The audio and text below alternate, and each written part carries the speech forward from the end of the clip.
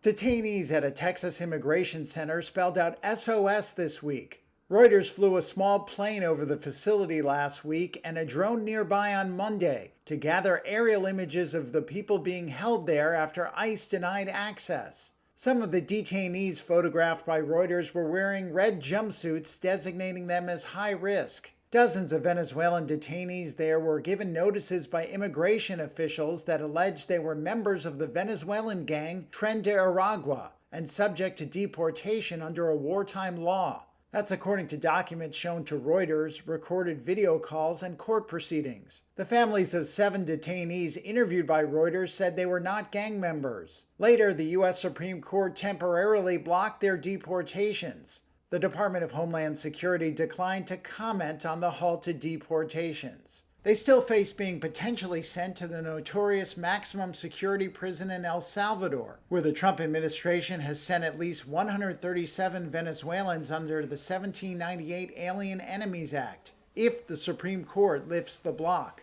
Kilmar Abrego Garcia is already there. The Salvadorian national was mistakenly deported from Maryland. President Donald Trump said he could help him return, but would not, despite a court order to facilitate his release, in contrast to his administration's argument that only El Salvador can act. Trump was asked about this contradiction at a cabinet meeting on Wednesday. Mr. President, you told ABC News yesterday that you could get Abrego Garcia back if you wanted to. Do you think President Bukele would turn you down if you made that request? I really don't know. I haven't spoken to him. I really leave that to the lawyers, and I take my advice from Pam and everybody that is very much involved. They know the laws, and we follow the laws exactly.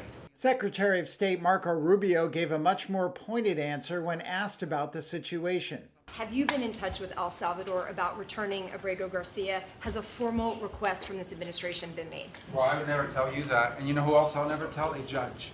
Because the conduct of our foreign policy belongs to the President of the United States and the executive branch, not some judge.